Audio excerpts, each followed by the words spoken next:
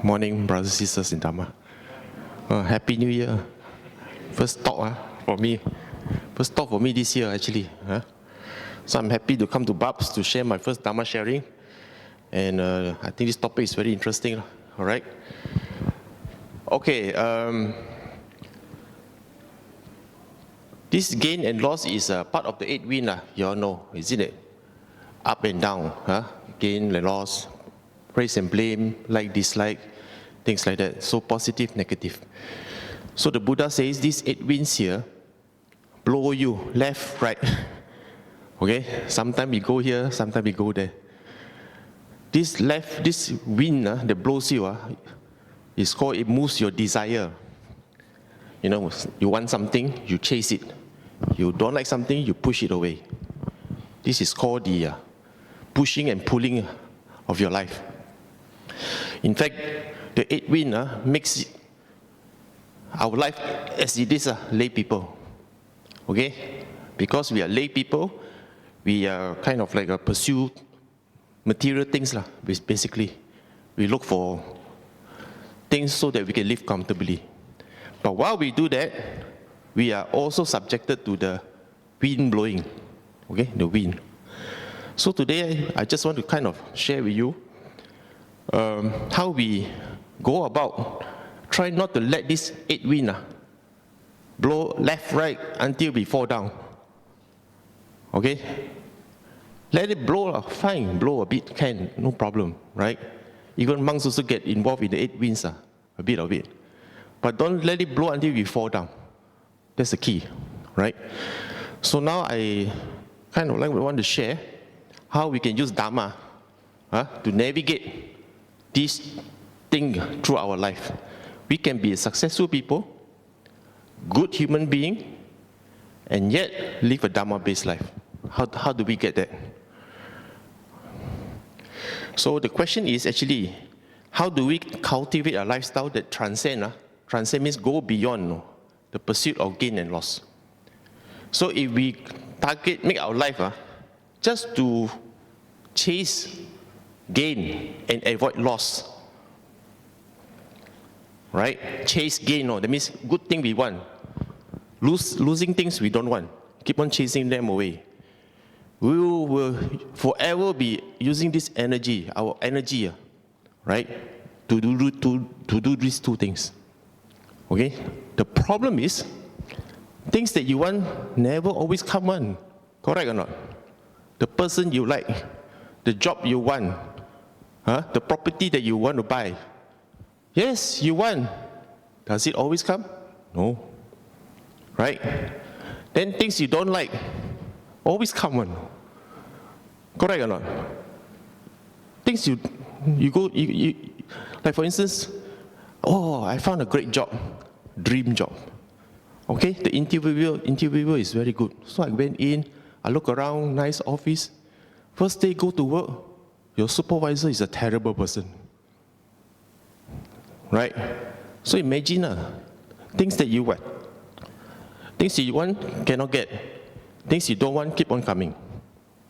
Right? Or even things that you want initially come, but suddenly can turn on that thing, become something else. Okay? So this is called the 8 wind. The wind that blows you. The point is how to go beyond this, Keep on looking for something, and the thing never come. Keep on going away from something that you don't want, and they keep on coming. How to get out of this trap? All right?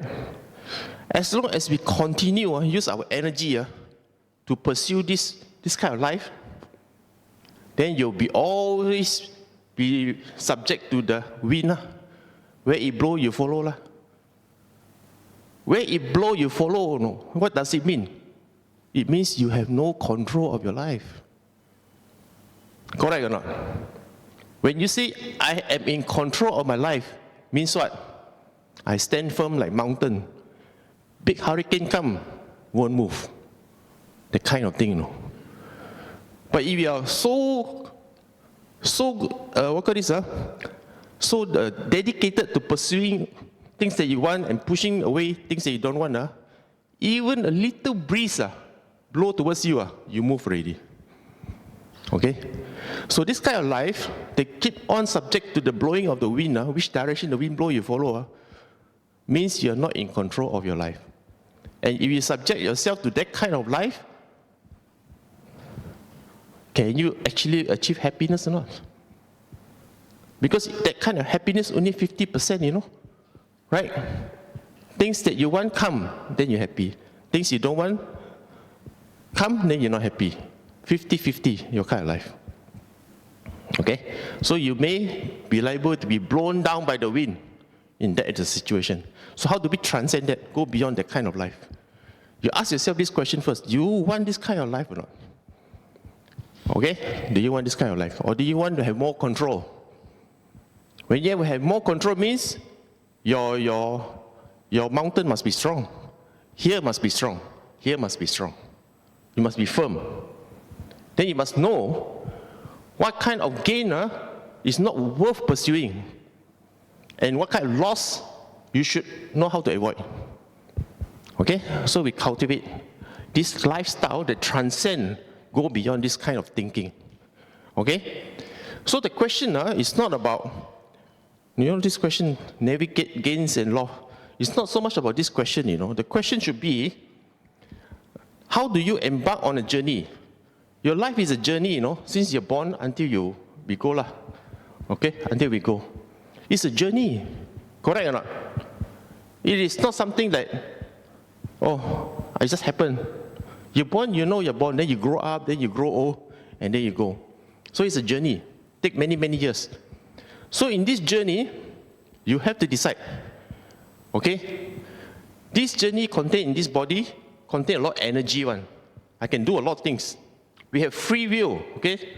Don't always forget that. We have free will. Nobody can control you one. Not even religion. Not even money, if you don't allow it to. Okay? You have free will. Your mind you can use.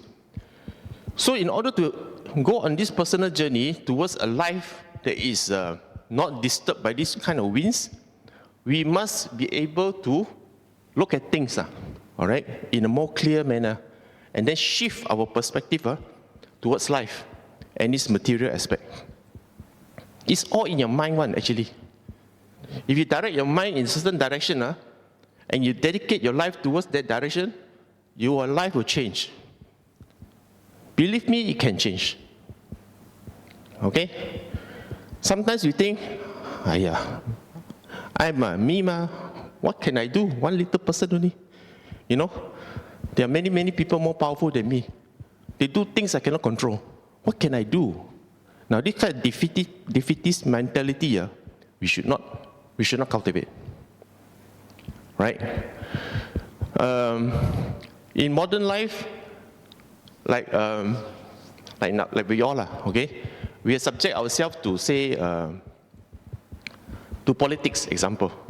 Then we say we minority we got no control our vote is useless Vote A also like that, vote B also like that. Myself don't vote. Okay? We say like that. If we vote, waste our time. And then we lose this ability to be in control. Correct or not? And if you think like that, then you have this defeatist mentality. Okay? So we must be able to shift our mind to say that, yes, some things we cannot change, we accept. But some things we can change. We can change ourselves. We can change how this wind blows if we're not affected by it. How do we do that? Okay? How do we do that? So, this talk is about all that only.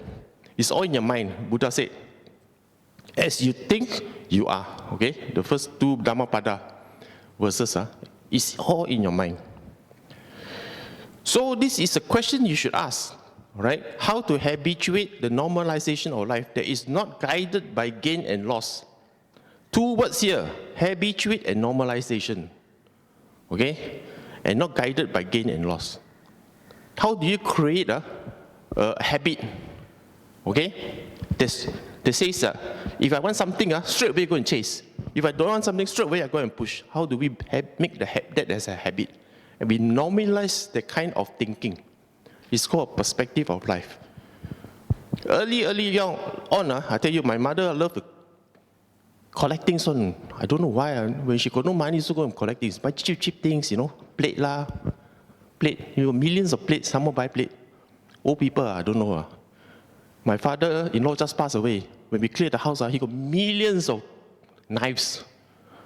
One knife can cut so many things already, isn't it? Can last whole life also, correct or not? But open the drawer, millions. So many kind of knives. I don't know what he do with the knives. Correct? Big knife, small knife, chopping knife. Wow, all kind of knives. So, then what we do with that? I don't know. Want to give to people, people don't want knives. Who wants? Correct. So, early on when I was young, when you see old people, young, I'm young means this kind of young, no? Maybe 7, 8 years old. When you see old people, my parents buy this thing, buy that thing, and then decorate. Wherever little space they decorate, correct or not? Then you look at it and say, I also want. I want my own thing. So when you go to the supermarket or go to the shop, I keep on looking for things, to buy. Useless things also want to buy. Okay? No money also, never mind. Save and buy. Now that is called a mentality of acquisition.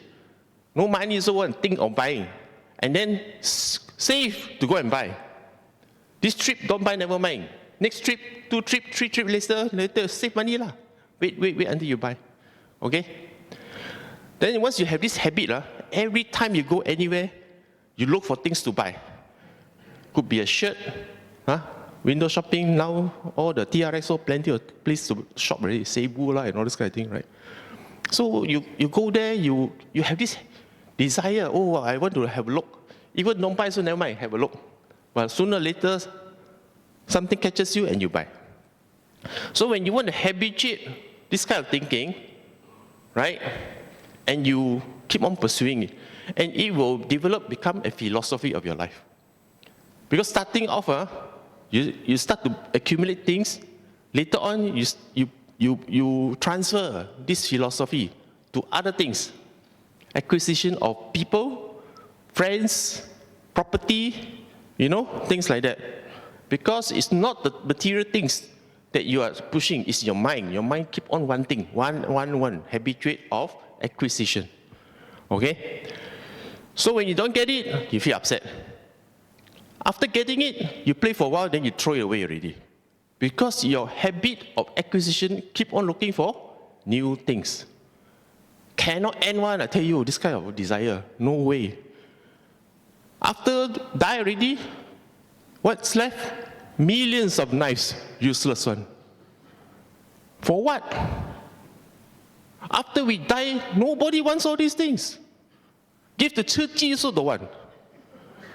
Seriously. We burden who?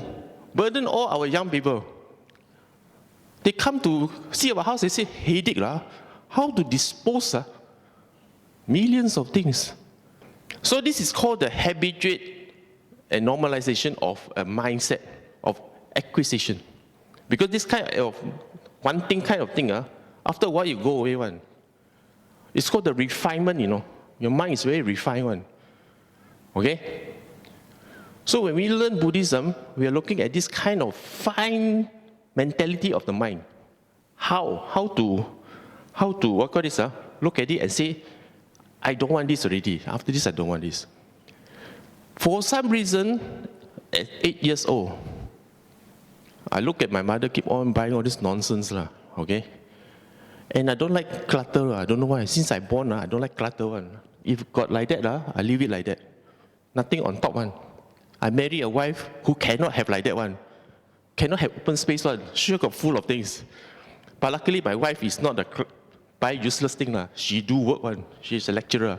Full of paper, okay? Like that, you always attract the opposite one, okay? Now, at 8 years old, I decided to pick up something. I asked an important question. Until today, I remember. I need it or not? I want. But I asked another question. I need or not? I look at it. I want. I need or not? Put down. I take up. I want. I need or not? Put down. Until I said, I don't need. Then I walk away. First time, second time, third time. Then I realized, I'm very powerful. My need can destroy the one. You can make a decision. Your need, no, I don't need. but I want. Who win? Then you're that power. You decide. Okay?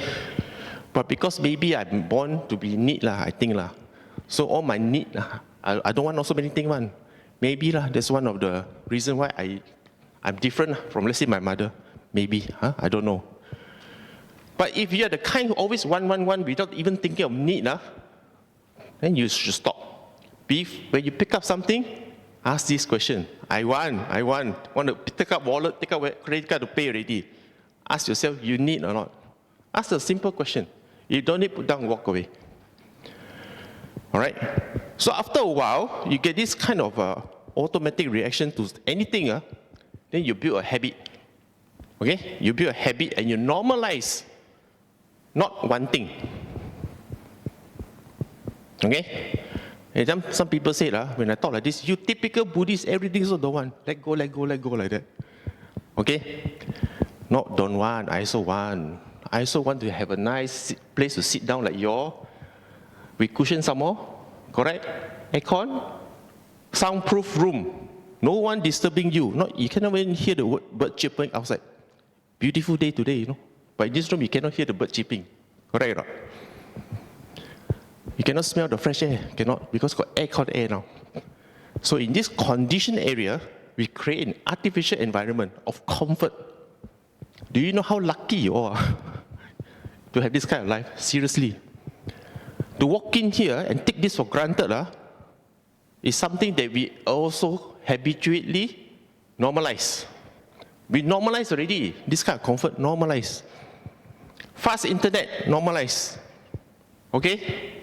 Everything, speed. You want something, search on the phone. Get. Want to buy online, Shopee, everything. Like that. It's normalized already. Once you normalize it, you take it for granted. You get what I mean? You take it for granted until you go to one place, don't have all this. First day, second day, okay lah. But you ask you stay there 1 month now, you start complaining. Oh, Malaysia better lah, Babs better. This place is a dump lah. Then only you start to see comparison. But if you don't go, then you start to lacking this place more and more. Then you start to normalize it. Then it gets hold of you, It gets hold of you. Then your mind begins to don't want to let go. I want this forever. Or you're already bored with it. You want something better than this. Tell me lah. In a Dhamma talk setting, what is better than this place right now? Can you imagine a Dhamma hall that is better than this place to learn Dhamma? Tell me, got or not? The only thing that can be better is gold. This one become gold. Okay? You see on gold, silver. That's it. Upgrade in terms of quality of material. Can it be any better or not? The sound system cannot be better already. Correct or not? Dhamma, can you be better than the Buddha Dhamma? Cannot, isn't it? That's it. What we are learning is Buddha Dhamma. So the only thing we can do is improve the temple, make it more decorative. But this is custom, very, they call it on the surface kind of improvement. Don't do so, never mind one. Correct? Right? So these two words are very important. Look at it, habituate and normalization. Because if you are not aware that you are being conditioned to behave taking for granted, you will never change. Okay? You never change. Now I'm going to go through 5 processes for you. 5 processes, how we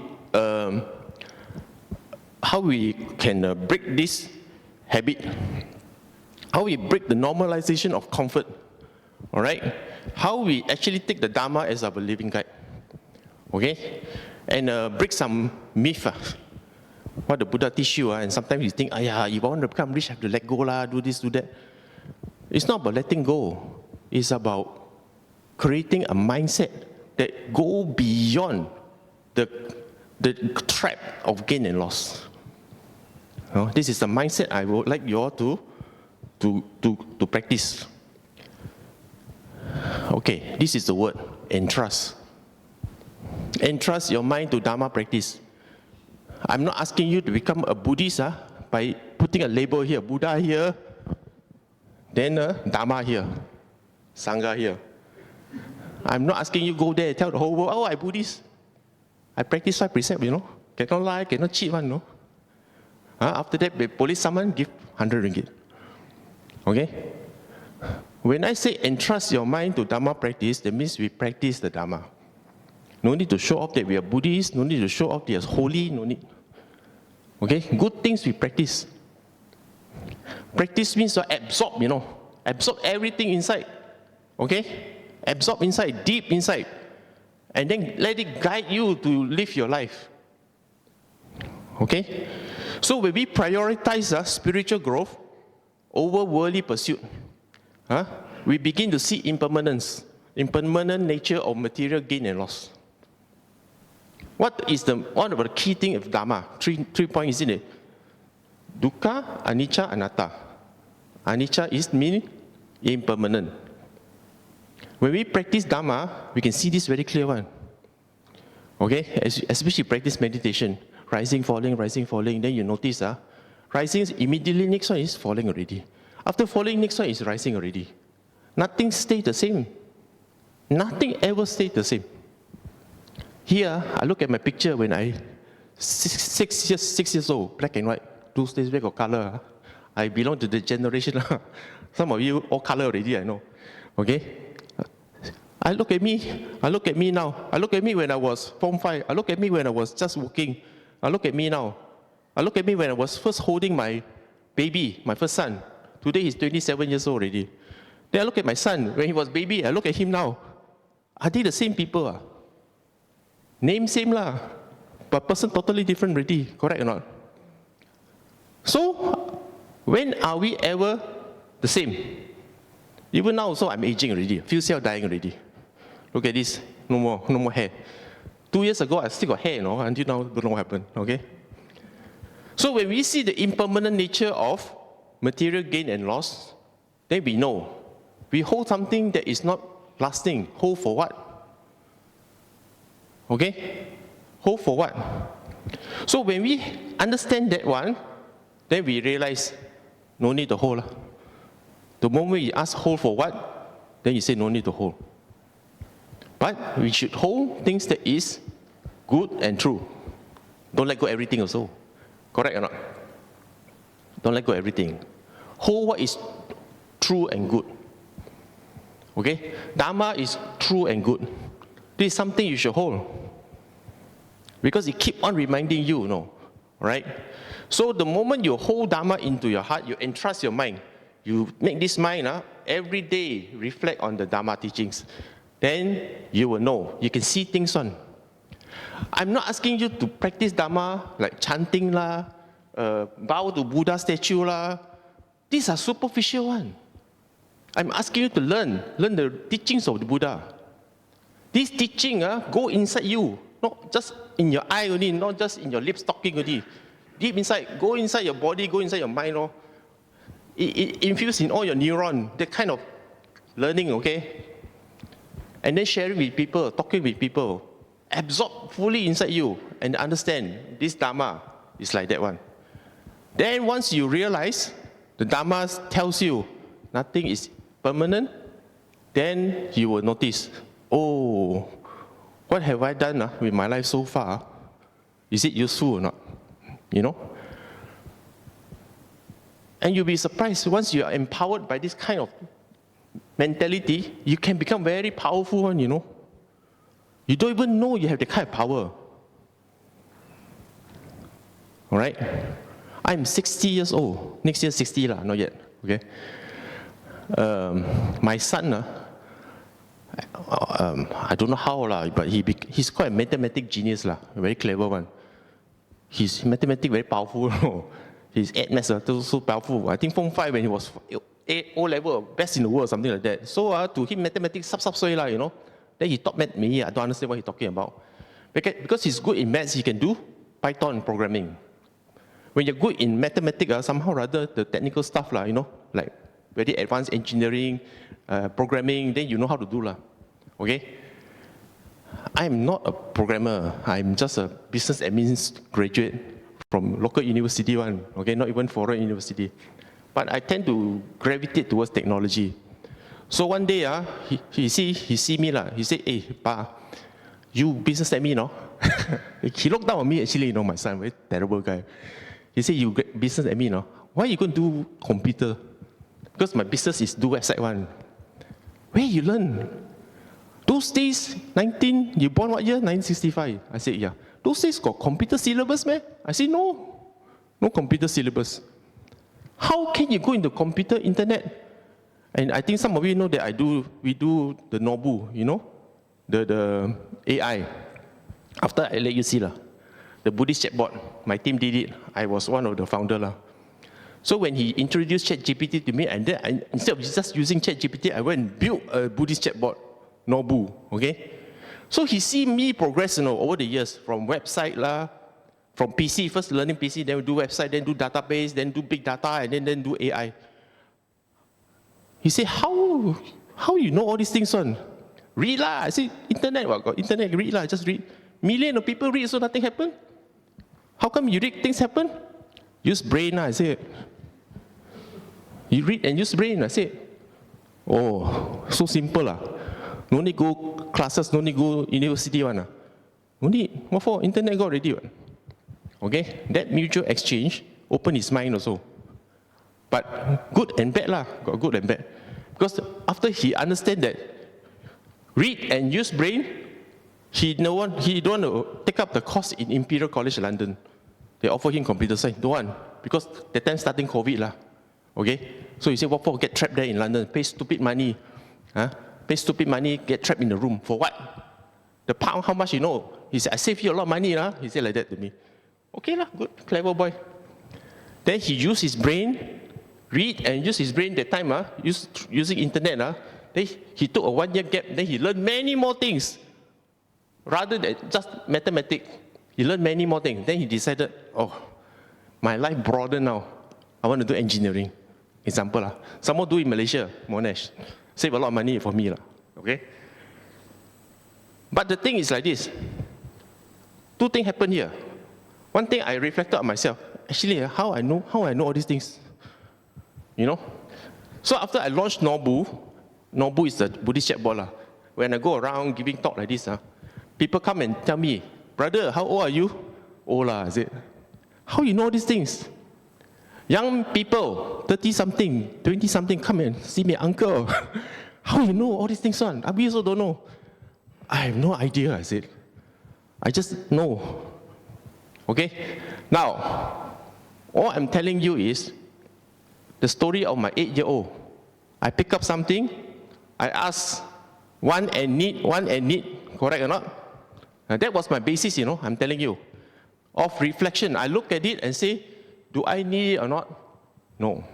That time I haven't learned Buddhism yet. I learned Buddhism when I was in university, listening to the Kesari Dhammananda's lectures. Then I realized the true Buddhism. Oh, I made a connection. When I was young, I was thinking like that also. Then when I learned Dhamma, oh, confirm, what I know is true one. Then I started to look at my life. I said, what do you want in life? Do you want to become monk? Do you want to become a good Buddhist? How? I decided I don't want to go into Sangha. I wanted to become a skillful Buddhist. Use my skill to give back to the community. I don't know how, but this is the way I want to go. Just let it be lah. Just let it be. Okay?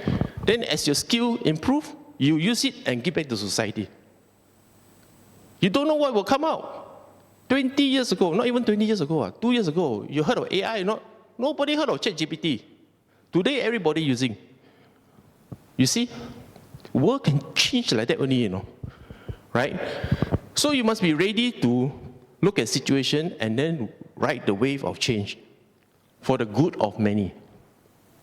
Don't get trapped by change and pulled down by all its negativity, and then you cannot get out of it, and then you are trapped by circumstances. Moved by circumstances. The 8 wind blow you left, you go left, blow you right, you go right. You have no control of your life.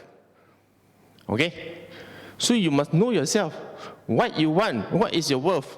Be strong, and then cultivate that strength. use it, and then give back to society. Right? So the first thing you must do, entrust the Dhamma. Entrust the Dhamma to bring it into you. Put it in heart, put it in mind, put it into practice. Really practice, not superficial practice. Namo tassa bhagavato arahato sammasambuddha. Every morning bow down 3 times, light candle, put flower. This you do initially okay. But don't do it as just to show that you're Buddhist. Okay? The more important thing is to practice and learn, read, think, and then bring it into yourself. Okay? No need to show that you're Buddhist, but deep down, you have Buddhist values. That's more important. Right? So the first thing to bring Dhamma inside you, entrust your Dhamma to entrust your life to Dhamma practice. Number 2, you try to embrace a life of simplicity. This is actually a very, very easy thing to do. When you don't want something and you live your life based on needs, you already embark yourself on a journey of simplicity. You declutter. Okay? Things you don't want, don't buy. I have not bought a single plate, in my life. Why? All hand over by my mother. No plate, no fork, no spoon. Never bought a single one. Knives, some more better. Knives never bought before. Okay? What else I didn't buy? I asked myself. I said I don't buy a lot of things also. My clothes, these are 20-year-old, all my wardrobe 20-year-old, 30-year-old. Not bad that means not that fat since like 20 years old, 30 years old, correct or not? My wife opened up the wardrobe, we say, my goodness, why your clothes all like that one? Can wear, not for, waste money, right? I am not advocating poverty, all right? I'm not asking all you to suddenly become poor. Got money, don't use, don't spend. I'm not saying like that. I'm saying you go for a lifestyle that values simplicity and contentment with what we have. That's the important thing. You have good thing you enjoy. Why will you go and waste time, and energy to get something and replace it, and that something is still working? Until the thing cannot work, okay, you replace, it's fine. Okay? But don't simply replace just because it's in fashion. That one I think is silly, I think. You read many stories, people got money, chase fashion, correct or not? Latest bag. Some ladies got so many bags, famous one, the ex-prime minister wife. So many bags, I was thinking, that paper bag that you get from Jalan, carry the same thing as the 200,000 bag, correct? Except that you show off, I got a nice bag. And this is very status-based, correct? So imagine you don't have the bag, what happened to you? Nobody come near you because you no more the status anymore. You want that kind of life? Your life evolves around showing off what you have. A car, a house, a bag, nice shirt. Is that what you want in your life, like that? If you can live without it, you ask yourself, what kind of life you think that will be? You know what's the best life in the world or not? Go anywhere and no one know you. Correct or not? No one know you. Buy this, buy that, eat beer, nobody care. People walk past you, you're enjoying yourself only. You and the food, you and the scenery, you and the thing only. You experience it wholesomely yourself and nobody disturb you. Imagine superstar do that. Go out only, everybody follow you already. Snap take picture of you put on Instagram Next day go on TikTok viral already. What you eat, the nasi lemak, next day everybody know. Okay? Is that the kind of life you want? Right? So when you embrace a life of simplicity, okay, we develop one thing very important. Contentment. Okay? Contentment, so important. We must value what we have. Okay? Value what we have means not only things, but also relationship. Especially people, Sometimes this person very irritating me. Okay? Then we say, why I always be with this person? What have I done in my life? Always with this person. Example lah. Okay? But once you start to think, what would your life be without this person? You ask another question. Okay? I've seen so many cases of old people quarreling, until one of them die. One partner die. Then the other partner feel lost. Okay? Then somebody, the son ask her, hey, mother, why you feel like that? Don't know, no more meaning, no need to live anymore. But you always fight with your husband, my father. Every day fight until want to kill each other. Now the guy died, now you say no meaning. Fighting is my meaning. No fight, I got meaning. Until like that. So, some people must be like that one. They only got meaning in life. Okay? But you ask yourself, if you are with somebody and then there's somebody treat you like that, and you normalize it, you habitually normalize it. Without that person, I don't know what to do. Correct or not? Someone to nag, someone to complain, someone to irritate, the kind of thing, without that, no meaning. Do you want that kind of life? So basically, you have to ask yourself, what is it that you want? All right. Number 2 is what I discovered when I was 8 years old. Encourage us to examine our need versus want, and find joy and satisfaction in a life not dictated by material wealth. Now, I don't even go around shopping, window shopping, don't. To me, a waste of time. I rather go and sit down and play with my chatbot. Ask any stupid question and see what kind of answer it come out. Okay? And then share on Facebook, and then see what the response of the community, example. Every moment can be a Dharma sharing moment, brothers and sisters. Don't be only come temple, only share. No. Instead, window shopping, you share Dharma. Possible. Now technology make it available already. Okay? Then with that kind of contentment, it helps us to free from the constant cycle of desire and aversion. One thing and not one thing. You free yourself from that. I tell you, that kind of freedom buy you a lot of time, So imagine you don't go do window shopping.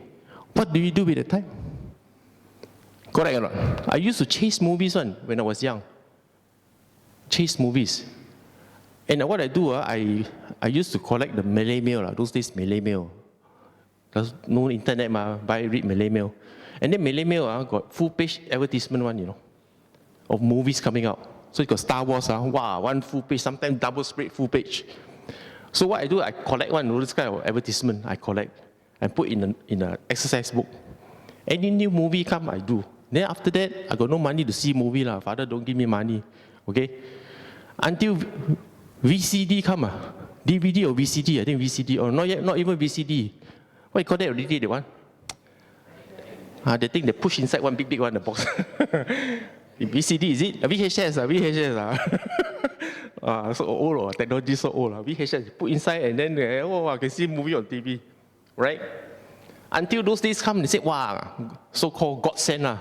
Because you can rent, you can rent, all right? You don't have to buy. But the quality is so terrible.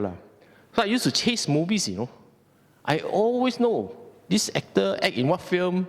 Those days, no internet, I still can know what actor act what film, how many awards he won, Chinese and English, American movies, all right? This continuous chasing, then I realized one day, I waste a lot of money. First, I have to go and walk to the shop and buy Malay mail. Every day, walk 10 minutes just to buy Malay mail. Then buy already, have to take out the advertisement card, put in the book. Then have to read out, this new movie, who's the actor, right? Then after that, read his history, go to library and check and all those kind of things. Library, no internet, go library, right? Then after that, I was thinking, calculate the amount of time to do all these things. Take a lot of time. One day, maybe 1/4 of day. One day, 1/4, can you imagine? So one day I decided, I think waste time only, all this. You read for what? The actor also don't know you, don't even care. Correct or not? Some more so stupid, I don't even have money to watch the movie. Learn for what? This kind of knowledge for what? Then I'm thinking, no need. But that kind of awakening taught me one lesson. 1/4 of the day, I don't spend doing that already, doing stupid thing. In the end, I pile up so many, exercise book, I think I'm so high already. In the end, throw away. Because nobody care. Nobody care. My brother say, you stupid one. Nobody care. You do something that nobody care, nobody want. And you waste all your time like that. That time I haven't learned Dhamma yet. I'm still in high school. Okay? So you free yourself. Now, what is the freedom from what? Time. You don't use your time stupidly. Time in your journey in life, how much time you got? One day, 24 hours. You don't have much time, 70, 80 years old, 80 years. You think it's a long time? No. I used to think I have a long life. Wow, I got a few more years before I become 80 already. Now suddenly I'm thinking about death. Life is very short one. Don't waste it, okay? So the moment you have simplicity, then you realize, I can save a lot of time. And then ask yourself, what you want to do with your time? Okay, what you want to do with your time? Okay? Next one, use that time to cultivate a life of reflection. Use it properly. Don't waste it. Okay? I know this is not very good, popular. Deepen meditation. Meditation doesn't mean sit down, breathe in, breathe out. No. That's the mechanism of meditation. Meditation means take time, cultivate the Dhamma by looking at your body and mind. That's what it means, meditation. Sit down, shut down everything, and look deeply into yourself. Bruce Lee said, I'm not scared of the person who can 10,000 ways. Kick here, kick there, 10,000 ways. I'm afraid of that one person who can kick one way 10,000 times. You know what I mean? You do one thing again and again and again and again. That person is more powerful than the one who do many, many ways but never do all the time. Okay? My father-in-law taught me one thing. Cutting garlic, Cutting garlic got style also, I didn't know. Before I married my wife, I simply cut one, right? Then he said, like that lah, always only and slow. Okay? Then he showed me how to cut garlic, Can you imagine garlic? Then after that, I see him do lah. I do 1 time, 2 time, 3 time. Then I practice myself. Okay? Then I think he said the same thing also. Do one style, do many, many times. That's how you become skillful. Same what Bruce Lee said. Do one thing, do many, many times, you become powerful. Okay? So meditation is like that. You shut down your body, you shut down your mind, and then you look inside you. That's what it really means. Not to sit cross-legged, breathe in, breathe out, get distraction. Asking yourself, why Buddha do like that? And then 5 minutes later, walk away. Okay? What you are doing is actually practicing the mechanism of meditation. That's not meditation. Right? When we have ability to look at ourselves deeply, then we can experience this mind is actually unlimited one. The world is like a world never discovered before. We want to go up into space, discover all the beautiful stuff. We want to go underneath the sea, discover all the ocean. But we don't take time to discover ourselves. Okay? If we do not explore the mind, we only explore what we see, what we hear, what we smell, what we taste. The 5 senses. And it's very limited, these 5 senses. I cannot see beyond that, over the field already. I can see your. Above that, there's a field, there's a school. Beyond that, I cannot see anymore because it's limited by my vision. Okay? The teacher talking to the boy there, I cannot hear already because limited by my ear. But when you go into your mind, you can see many things. All right? I don't know how many of you have actually practiced meditation deep enough to understand this attainment called jhana. Have you? How many practice until got jhana? Don't have. Okay, I should have a bit of experience. What is jhana? Okay, this jhana is actually a calmness, a settlement, a settling of the mind. The mind settle down. Okay, like water. You take a water from the river, right? Then it's a blur one, because the river flowing When you scoop the water in a glass you see it's quite blur, because it's also include all the impurity, the mud and all those kind of thing. You know, colloid they call it colloid. You take this glass and put here. You let it rest for 1 hour. Okay? When the mud rests, all the other things rest at the bottom, the water become clear. Correct or not? The mind is like that. Our mind constantly in action one, like the moving river, constantly action one. Okay? But if we scoop that water and put on one place and let it, don't move it, then everything can settle down. Then the water is clear. The same, the mind is like that. When you meditate, we don't move it anymore. Okay? And then let thoughts settle down. When thoughts settle down, you will not involve feeling. When you're not involved feeling, you're not involved in perception. Okay? You only have pure consciousness. That settling down allows you to see things more clear. That's jhana. Some jhana experience allow you to explore dimension one, Okay? The arupa jhana, for instance, is the formless, formless jhana that basically allow you to break away from your senses and go beyond.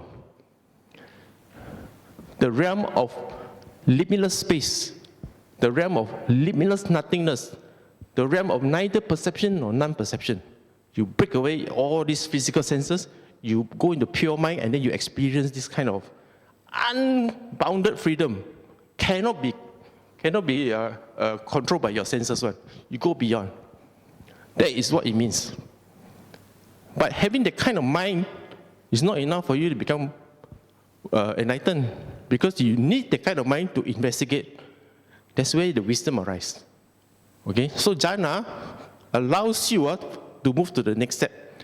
But some people say, I don't want to move to the next step. I want to enjoy this kind of freedom. So it's not so good also okay?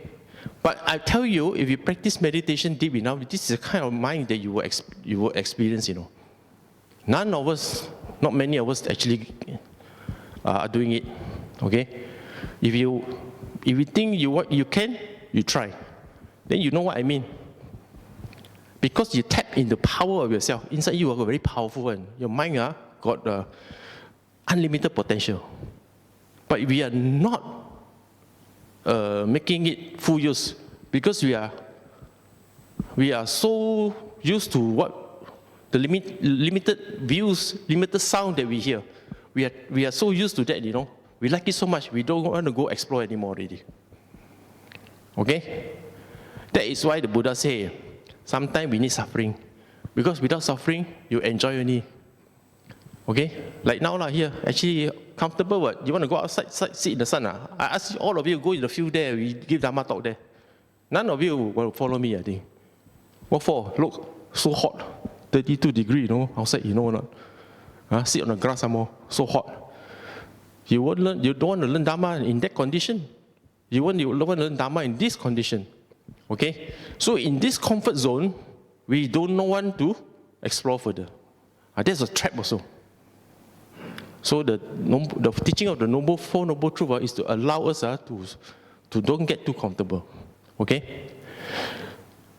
When we experience this unconditioned nature of mind, all right, we go beyond the limitation of our senses, right?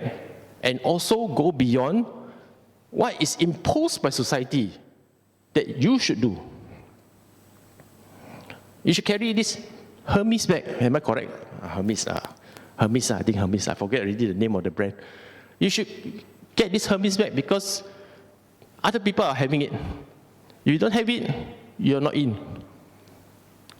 Latest phone, latest car, latest what? Latest, so that you can also share and compare. Okay? The people who can actually say, I don't need expensive phone. I need a phone that works. If we can say like that, okay, you're going somewhere. Right? So after a while, you start, when your mind is clear, you know what you want, you will develop a sense of inner peace or in contentment. And we do not rely on external circumstances. When you are dead, the wind, the eight wind don't blow you down. Won't. Guarantee. Because you are talking about a phone that can work, as long as can make call, send message, browse internet, as long a car can get you from A to B, right? No need fancy, don't break down. Okay? A house, they provide you shelter, enough comfort, right? Anything that allow you to live a life that is sufficiently enough, without, entrapping you in doing things to add to it, but actually it's useless one. Okay? When I was young, I got many friends. Then after graduating, they said, I want to put me into insurance. I said, what for? I got work already. How much can you earn? Insurance better. Okay, I asked the target. What is your target? When you say, how you earn more? My target is a Mercedes-Benz. I was thinking, you work so hard to get Mercedes-Benz only. Very cheap, I said like that. What you mean very cheap? Your Proton Saga is worse. I say, no, you work so hard, so many years just to earn Mercedes-Benz. Why not more? I say like that. Why limit yourself to the Mercedes-Benz? Then open his eyes, Actually, that one actually helped him a lot. You set a target and you think that's great, right? Actually, it's like, why limit yourself to that only? Okay? But if you ask yourself, I just want a car, right, that go from point A to point B reliably. That could be a Rolls Royce one day. We don't know what. I'm not asking for a car. I'm asking for a reliable transport. Correct or not? So do not limit yourself by putting a brand in front of you and chase that brand, Don't. You chase the function. You chase the process. Okay? Not only the function and the process, but you enable it. You make it work. Okay? By enabling function and process efficiently, you master it. You may even make a new thing out of it. You get what I mean? So don't chase things, chase process, chase function. In that sense, it actually enriches you. Because in order to do a process, to do a function, you need to understand it, how it works, what makes it works. Okay? So you develop this reflection that actually help you improve yourself. Don't chase things to say that, to show off that you have this status and all. Not necessary. The first three things is all about yourself just now. Okay? Entrust yourself to Dharma. Live a simple life. The third one is cultivate a life of reflection. The fourth one here, the first three is all about yourself. The fourth one here, you must go and give service. Must go and help people. Because you keep on just improving yourself, simplifying yourself, your ego very strong one. Okay? You cannot live by yourself one. No such thing. You must go out, interact. Alright? Cultivate this bodhicitta. Bodhicitta is called the mind of enlightenment. I'm not asking you to become enlightened. I'm asking you to develop this mind of enlightenment. What it is? It means you think of the well-being of other people. When the Buddha became enlightened, the first thing he did is to spread the Dhamma. He did not cultivate to sit down and enjoy his enlightenment. He could, if he wants, become a Pachaka Buddha. No, he didn't want. He went out and teach. Okay? For the well-being, benefit, all beings. Same, we must cultivate the kind of attitude. Alright? Because when we do that, we move away from our self-centeredness. We do for the benefit of other people. Okay? And this one ties up to the best thing in the world. What is the best thing in the world? When you go out, nobody knows you. You must have the kind of attitude when you do good. You go out, nobody knows you, and yet you do good and benefit the people. If you can do that, that's the best. Because sometimes you're so famous, right? You go out and do good. Everybody hang around you and take picture. Wow, the guy do so good. Your ego can go up one, you know. Especially now with the social media, correct or not? The more and more viral you are, the more and more famous you become. Your ego can be very strong one, right? And then you think you're very powerful, but there are people who are jealous of you also. If you are famous, they will pull you down. The higher you go, the harder you fall. You see? This kind of life you want or not? All right? So cultivate this mindset. Cultivate compassion, cultivate altruism, help people. Whether the help is small or little bit, doesn't matter, just help. And then one day somebody will turn up in your life and say, brother, 30 years ago you helped me. How I know? I don't even know I do. You won't even know one. You don't know, seriously. I gave a talk in Dhamma, UKM many years ago. In the mid-80s, I think, I was president of the society. 20 years later, my friend came up to me. Hey, Brother Kooi Fong, I have a confession to make. You changed my life. What did I do? I went to your talk, that time in UKM. Wow, your talk really opened my eyes. I used it as my philosophy of life. Yes, got such thing, man. What did I say? I forgot also. He said something to do with, I still forgot what he said, you know. Because it impacted him only. Correct or not? It impacted him only. Then you do something with it and you change your life. Okay? So Dhamma talk, don't think that nothing happened to you, you know. You may be listening to many Dhamma talk, but you attend one Dhamma talk, you listen to one word, that one word give you impact. I don't know what word it is. You hold on to that word and you use it as your philosophy of life, your world will change. My Nobu, the Buddhist chatbot, who gave me the idea? Of all the people, you won't believe. Dalai Lama. Okay? How this idea came about? Because I was invited by Indian government to attend a Buddhist conference in New Delhi last year, 2 years ago. April last year. Okay? I went there. That time Dalai Lama had a bit of problem. The kissboy incident. I don't know if you remember the incident or not. He wanted to boycott the talk. You see what nonsense, all this foreign press don't understand Tibetan culture. Talk nonsense. He marajuk then he want to boycott. I go all the way there, want to see Dalai Lama, he maybe don't want to come. Luckily everybody pujuk, then he come the next day. Okay? He gave a long talk, 1.5 hours, talk many things. Everything Dhamma, high Dhamma, low Dhamma, everything he talked. But one sentence, he made me suddenly sit up. And to many people, it is an insignificant sentence. He said, Tibetan Buddhism owes its existence to the Nalanda tradition. We must preserve the Nalanda tradition. Bring this Nalanda tradition outside of India, okay? So that the whole world learn how to learn and debate. Because we lost this culture of debating. We only read books, go internet, listen Dhamma talk, that's it. Nobody learn Dhamma like that. Because the traditional way of learning Dhamma is through debate and discussion. That's how Buddha converted many Brahmins to become Buddhists during his time. Debating, discussion, exchange ideas. Nobody doing this anymore. I went away. That thing keep on stuck in my mind. I said, yeah, I should do that.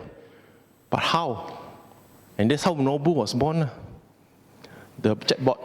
Now you can use the chatbot to discuss and debate with the bot. Okay?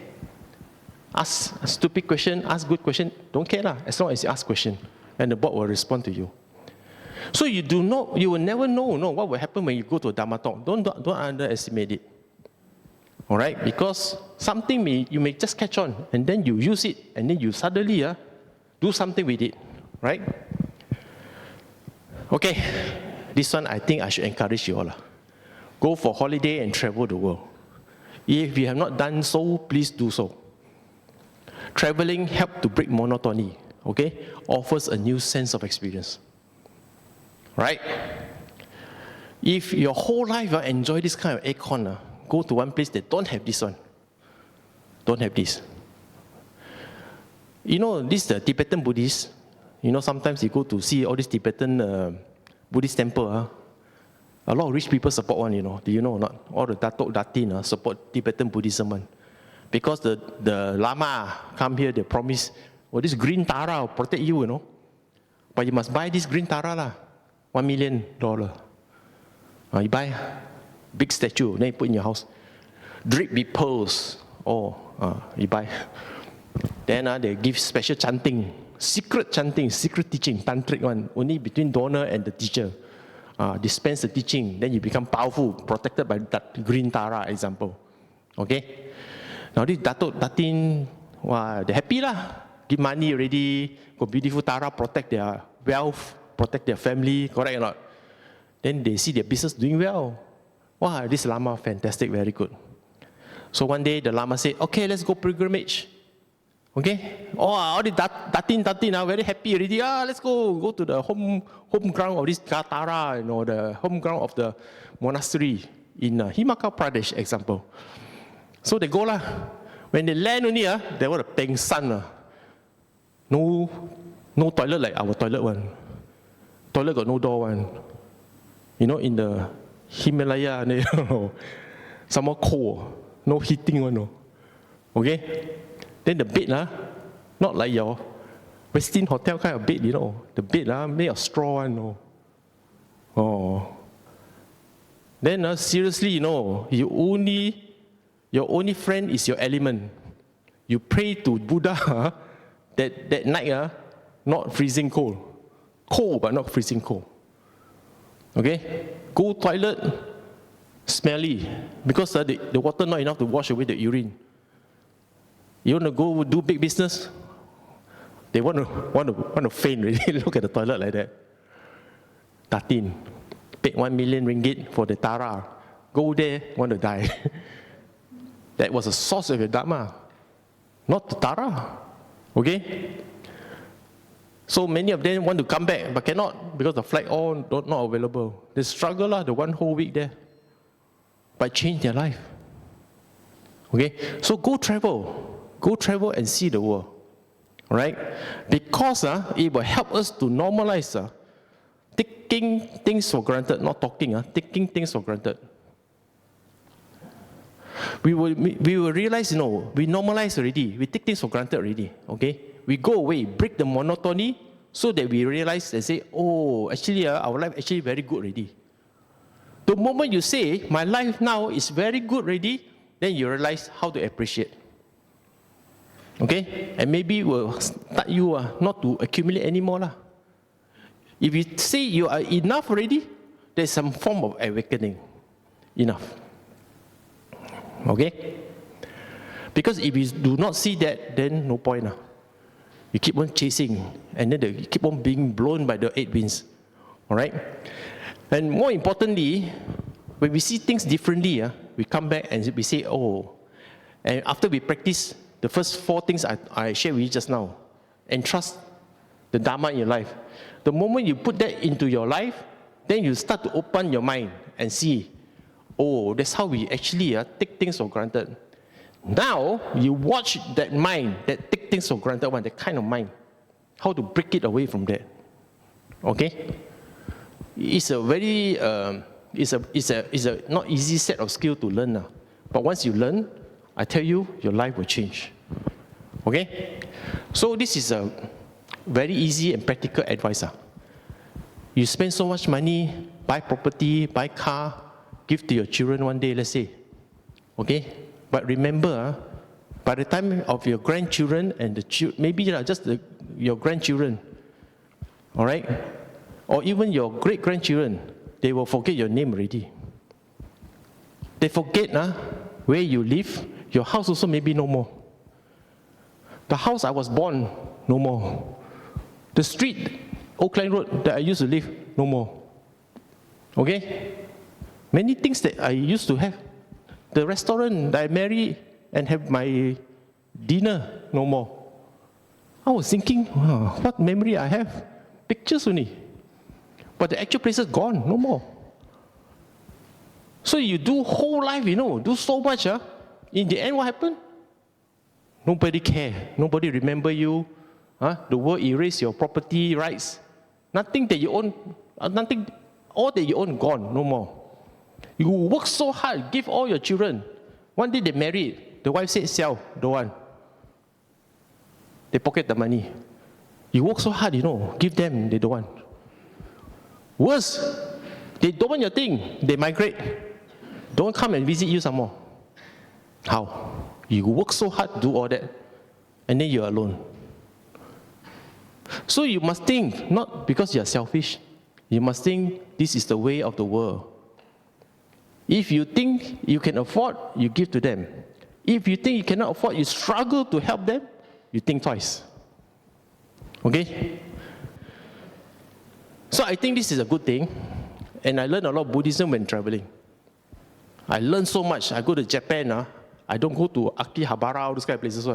I go visit the temple, visit the history. And then I realize, if we're not careful, become the Japanese temple, become museum, heritage, place of interest. Only tourists go and see. They don't learn Dhamma one. They go there for the tourists to go and see. All these beautiful temples. Toji, what call this, in Kyoto, so many. All these beautiful temples. Okay? Only one temple in Tokyo got what call this, got people go and learn Dhamma. Other than that, don't have. I think Dhamma, a temple should be a place of learning Dhamma, not for tourists to come, right? Okay, so you're interested, go to this website, nobu-ai.org, and chat with the bot, right? You'll be surprised how this bot can talk to you. Like today, ask how to live a life without gain and loss. Just ask a question like that and see what happens. Okay? Things like, if you're a new mother, and then my baby don't want to sleep, cry and cry and cry. If I ask Buddha what to do, what will he say? Ask this kind of question. Okay? Don't be asked what is Four Noble Truths, Noble Eightfold Path. Don't be so kolot . Things already you know, you want to ask, test the knowledge. You can even ask Pali terms. Translate this Pali verse for me. Test the robot, can? No problem. Now this bot here is not trained by people like me anymore. It's trained by monks. Ayasma Akachita and his monks. Ayasma Arya Dhammika. Bante Kemanando from Russia. Okay? Bante S. Dhammika from Australia. Very, very learned monks. Good teachers. They study a lot, they do a lot of scholarly work. So what happened is now, this bot is trained in collective wisdom of the Tipitaka, the Buddha Tipitaka. So it's now, after this 7 months old already, this bot, okay? After testing for so many months, it's verified and it's good. The monks confirm already, very good, this bot. Learn Dhamma from him. Okay?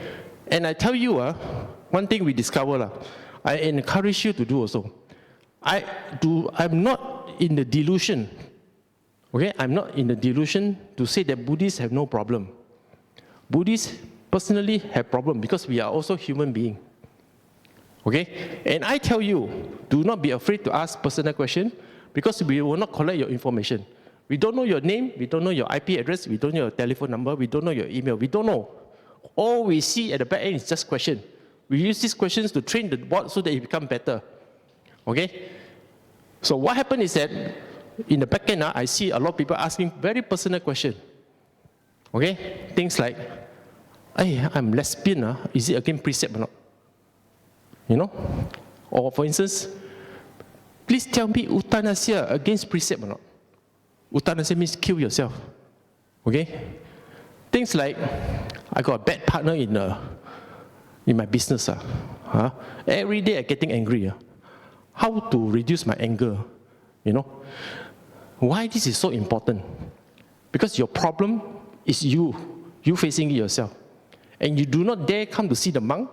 You do not dare share with us because you feel paiseh lah, you don't feel good lah, But you can ask the bot. The bot will answer you, trying to help you solve your own personal problem. At the same time, insert Dhamma knowledge for you. Dhamma teaching. Oh, very powerful, this bot.